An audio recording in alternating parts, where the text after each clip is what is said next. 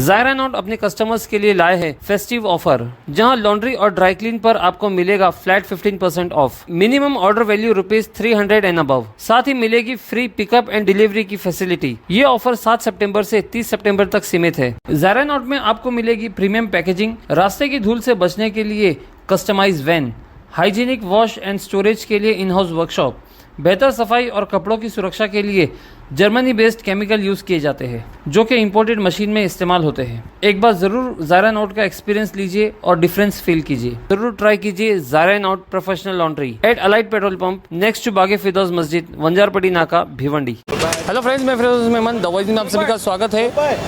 महाराष्ट्र में असेंबली चुनाव चल रहे हैं और ये चुनाव जो है हर जगह अपनी कॉन्स्टिट्यूंसी अपनी एक रणभूमि बन चुकी है। तो ऐसे ही एक रणभूमि में हम आए आज मुमरा में हम देखेंगे कि किस तरह से किन की लड़ाई चल रही है, क्या लोग यहाँ पे किसको सपोर्ट कर रहे हैं, यहाँ पे क्या कम्युनिटी के ऊपर क्या बोलेंगे धर्म के ऊपर राजनीति हो रही है, और या तो फिर डेवलपमेंट के ऊपर राजनीति हो रही है, या जो वादे किए गए थे क्या वो पूरे हुए। तो इन सब के सवाल ढूंढने के लिए आज हम मुमरा आए हैं। तो मुमरा में हम हमारे साथ में AIMIM के कैंडिडेट सैफ पठान हैं। तो सैफ भाई से जानेंगे कि किस तरह से AIMIM किन मुद्दों पर जो है मुमरा के अंदर अपने वोट मांग रहे। तो सैफ भाई, आपका बहुत बहुत स्वागत है हमारे द वॉइस में। तो थोड़ा सा ये बताइए कि आपका पहले चुनाव प्रचार कैसा चल रहा है? जी अल्हम्दुलिल्लाह बड़ा बढ़िया चल रहा है हम लोगों का चुनाव प्रचार। आप देखिए कि लोग हमसे बहुत काफ़ी कनेक्ट हो रहे हैं। हम डोर टू डोर यानी पैदल दौरे पे कंटिन्यूसली लगे हुए हैं। सुबह से लेकर के शाम तक हम पैदल दौरे कर रहे हैं। उसके बाद मुसलसल हमारी यानी जो है कॉर्नर्स मीटिंग्स हो रही है। तो मुमरा के अंदर AIMIM को किस तरह का सपोर्ट मिल रहा है? मतलब जैसे कि अभी आप तो चुनाव कर रहे, मतलब लोगों के पास जा रहे हैं, लेकिन क्या लोग कनेक्ट कर पा रहे हैं MIM से? जी अल्हम्दुलिल्लाह लोग कनेक्ट कर रहे हैं। लोगों का यही कहना है कि भाई बेशक ये हमारी जमात है, बैरिस्टर असदुद्दीन ओवैसी हमारी पहली चॉइस है, आप यकीन रखें कि हम आपको ही मौका देंगे।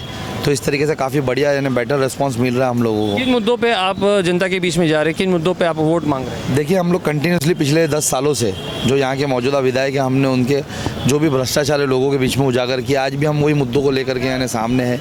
किस तरीके से उन्होंने टोरेंट जैसी कंपनी, जिसका जुल्म आपको भी अंदाज़ा होगा, आप भिवंडी से बिलोंग करते तो कैसा उस वक्त जुल्म था उस पर। तो हमने 2019 में जब वो आ रही थी हमने उसे रोका था, आने से रोका था सिर्फ भिवंडी के हमारे भाइयों का हाल देख करके।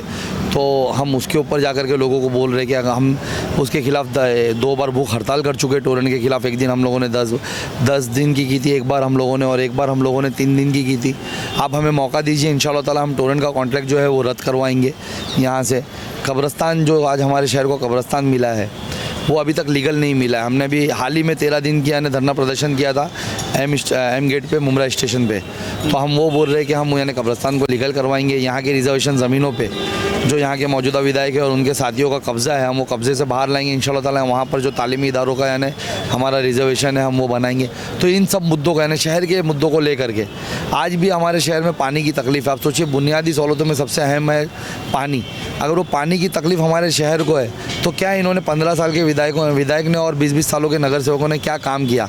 क्या अभी इलेक्शन से 1 महीना पहले इनकी पूरी टीम ने पानी के लिए धरना प्रदर्शन किया हमारे शहर के बीचों बीच।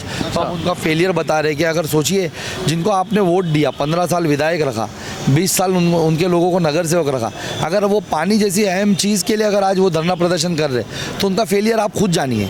एक बार मजलिस इत्तेहादुल मुस्लिमीन को मौका दीजिए, इंशाल्लाह ताला ये सब चीज़ें हम यहाँ पर बेटर करेंगे। अच्छा, तो इन सब चीज़ों के लिए MIM ने मुमरा के अंदर क्या क्या किया? मतलब जैसे कि अभी उन्होंने धरना प्रदर्शन किया पानी के लिए, तो बाकी की जो तकलीफ़ें है तो उसके लिए MIM ने क्या क्या किया? देखिए कि हम हमारे कामों को भी बता रहे हैं, हम हमारे कामों के बल पे ही आज यहाँ पर कंटेस्ट कर रहे हैं।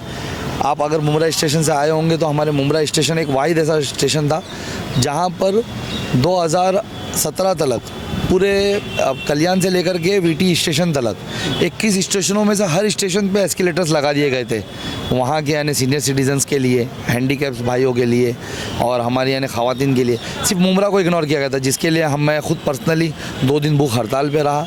हमने वो एस्केलेटर पास करवाया। हमारे शहर में पार्किंग का इशू था, हमने वो पार्किंग हमारे शहर में जाके DRM से मुलाकात की, हमने डीआरएम के सामने प्रपोज रखा, हमने उनको नक्शे दिए, हमने प्लान बताया और वहाँ पर आज हमारे वहाँ पर पार्किंग है, मुंब्रा स्टेशन पे बाइक पार्किंग हमारे लोगों को फैसिलिटी दी। यहाँ पर कचरे का अंबार जगह जगह रहता था, यही विधायक ने यहाँ पर यानी प्राइवेटाइजेशन कर दिया कचरा विभाग को, उसके बाद कचरों का अंबार रहता था। तो कहीं कहीं ऐसी जगह थी जहाँ पर डंपिंग स्टेशन बने हुए थे शहर के बीचों बीच, जो हम लोगों ने यानी हड़ताल करने के बाद उसे हटाया, धरना आंदोलन करने के बाद हटाया, पत्र व्यवहार करने के बाद हटाया, वहाँ पर ब्यूटिफिकेशन लाया। तो ऐसे बहुत से हमारे कामों का काफ़ी एक्टिव रही है MIM मुंब्रा के अंदर में। जी काफ़ी एक्टिव रही है। हम कंटिन्यूस 10 साल यहाँ पर एक्टिव रहे और हर एक मुद्दों पे हम यहाँ पर फर्स्ट अपोजिशन बन कर ही काम। एक्टिवाइजेशन इतना हमको भिवंडी में भी नहीं दिखा है MIM का, ऑनेस्टली बोल रहा हूँ, जितना आपने यहाँ पे गिना दिया।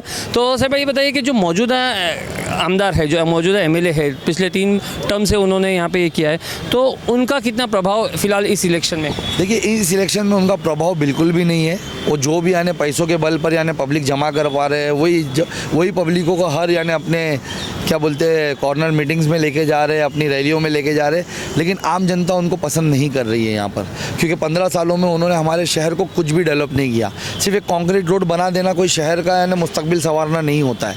आप 15 साल के विधायक रहे, आपने 15 सालों में इस शहर की आबादी 50% बढ़ी है, लेकिन इस शहर में एक भी म्यूनसिपल कॉरपोरेशन की तरफ से स्कूल नहीं बढ़ाई गई। हमारे शहर के अंदर ट्रैफिक का बहुत बड़ा है, लेकिन यहाँ हमारे शहर के अंदर ब्रिजेस नहीं लाए गए। यही थाने म्यूनसिपल कॉरपोरेशन के अंदर 9 प्रभाग समिति है, 8 प्रभाग समिति में ब्रिजेस आए, सिर्फ मुंब्रा को इग्नोर किया गया। तो इनके जो नाकामी अगर मैं गिनाते बैठूंगा तो शाम तक इंटरव्यू चलेगा। कब्रिस्तान जो आपने दिया वो इलीगल है।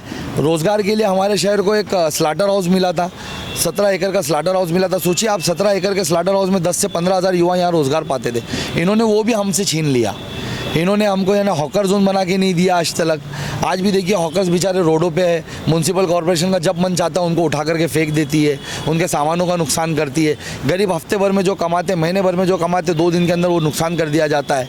तो हमारे रोज़गार के साथ खिलवाड़, हमारे तालीमी इदारों के साथ खिलवाड़, हमारे हेल्थ के लिए जो हॉस्पिटल उनके आने से पहले पास हुआ था वो आज तक बना नहीं, आज भी बना है, उसकी ओपनिंग हुई नहीं। ओपनिंग होने के बाद यानी पहला हॉस्पिटल हमारे शहर में म्यूनसिपल कॉर्पोरेशन का, मैं समझता हूँ पूरे महाराष्ट्र का पहला हॉस्पिटल होगा जो म्यूनसिपल कॉर्पोरेशन की तरफ से पास हुआ, हमारी ज़मीनों पे पास हुआ, हमारे टैक्स के पैसों से बनाया गया, 150 की लागत से बनाया गया और वो प्राइवेट कर दिया गया। सोचिए आप, टोरेंट जैसी कंपनी उन्होंने हमारे शहर में लाई पूरे, जिससे हर घर के लोग परेशान हैं। आज हमारी माँ बहनें हमारी ऑफिसों पे आती, हमको पता चलता है कि उनके घरों के जेवरें बिक रहे, उनके सामान बिक रहे, टोरेंट के बिल भरने के लिए, टोरेंट के बिल भरने के लिए। तो इस तरीके से आज शहर की जो आवाम है उनसे नाराज़ है और इंशाअल्लाह ताला उनकी नाराज़गी का सबब जो ये उनके काम है, जो उन्होंने यानी तकलीफ़ें हमारे शहर को दी, हमारे शहर के लिए आज तक कोई काम नहीं किया, ये सब चीज़ें हैं। और हमको उम्मीद है कि हमारे शहर का जो फर्स्ट ऑप्शन बनेगा उनके बिहाफ पे वो MIM बनेगी, बैरिस्टर असदुद्दीन ओवैसी साहब बनेंगे।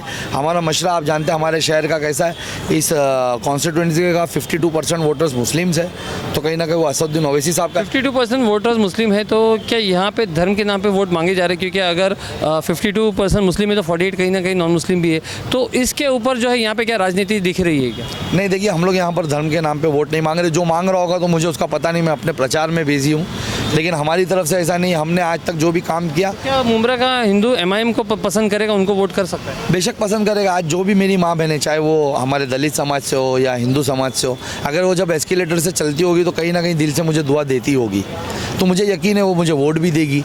जब आज वो यानी कोई गंदगी जहाँ से लोग गुजरते नहीं थे, मुंह पे पूरे दुपट्टे बांध लेते थे, हमारे बुजुर्ग रुमाल रख लेते थे, ऐसा शहर का हाल बना हुआ था जगह जगह पे। जब आज वो गुजरते होंगे वहाँ से तो बेशक मुझे दुआ देते होंगे, तो वोट भी देंगे। हमने कोई सोच करके यानी कोई समाज को सोच करके काम नहीं किया, हमने हमारे शहर के लिए काम किया है। शहर हमारा घर है और इसमें रहने वाला हर एक समाज हमारे घर का सदस्य है, तो हमको उम्मीद है कि वो भी इसी तरीके से हमको चाहेंगे और वोट देंगे। नजीब मुल्ला का क्या इम्पैक्ट, क्या प्रभाव पड़ रहा है मुंब्रा के अंदर खास करके? जैसे कि एक तरफ जितेंद्र अवार्ड जो कि थाना से मुंब्रा में आए हैं, वैसे ही अब नजीब मुल्ला भी, तो क्या थाना वाले जो आके मुंब्रा चलाएंगे? देखिए बीजेपी को मेरा शहर कभी वोट नहीं करेगा और ये बीजेपी की सहयोगी पार्टी से है, ये महायुति से है और कहीं ना कहीं मेरा शहर ये जानता है, मेरे शहर के सेकुलर लोग भी ये जानते हैं, मेरे शहर के यानी हमारे समाज के लोग भी ये जानते हैं कि अगर इनको वोट पड़ा और कल कहीं मस्जिदों पे हमला हुआ तो ये वोट शुमार होगा उसमें। कल इनको वोट पड़ा, कहीं मेरे बुजुर्ग पे हमला हुआ तो ये वोट शुमार होगा उनमें। कहीं अगर इनको वोट पड़ा और कहीं मेरे यानी दरगाहों पे कब्रस्तानों पे बुलडोज़र चले, मेरे भाइयों के घरों पे बुलडोज़र चले, तो ये वोट शुमार होगा उसमें। तो कोई भी इसमें हिस्सेदारी नहीं लेना चाहेगा, कोई भी इन्हें वोट नहीं देगा। हमारे लोग बीजेपी के अगेंस्ट हमेशा से रहे।